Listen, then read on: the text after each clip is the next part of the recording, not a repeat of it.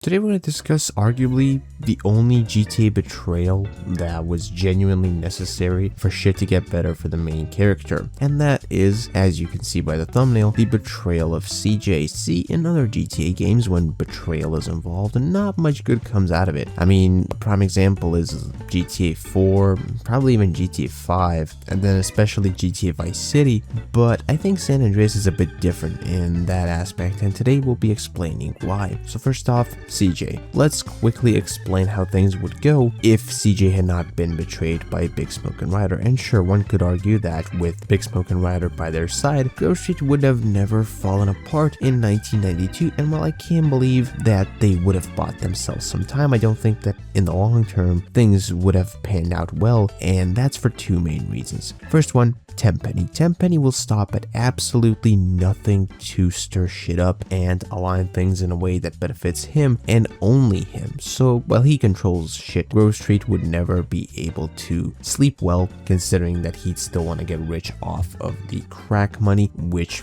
would be a lot of money. So he'd probably even do his best to get rid of GSF entirely so that he can clear a path. And honestly, if it was just Tenpenny who was the problem, the Big Four could have dealt with him easily. But there's also a bigger problem with far more muscle, and while aligned with Tenpenny as well, this leaves Grove Street with not big chances at all, let's be honest. That problem, of course, is the Ballas. Ballas have been an issue for Grove Street for years now, and with them having always been a gang with more people and now aligned with Tenpenny, and them having crack money as well, they would easily have the firepower and the manpower to take down Grove Street in a matter of, let's say, a couple of years at most. I think that's even generous. All this to say, had Ryder and Big Smoke not betrayed CJ and had Grove Street not fallen apart that very day, CJ, Ryder, Sweet, Big Smoke, and everyone else would have been dead relatively soon. But not only did this save CJ's life, it gave CJ that push that he needed in another direction. Even had he stayed in GSF and lived, and things wouldn't have fallen apart even years down the line, he wouldn't have made much of himself. The betrayal forced CJ out of Los Santos, which then led to CJ making connections, and we go through the entire game and it kind of revolves around him building a giant criminal empire. He meets people like Woozy, The Truth,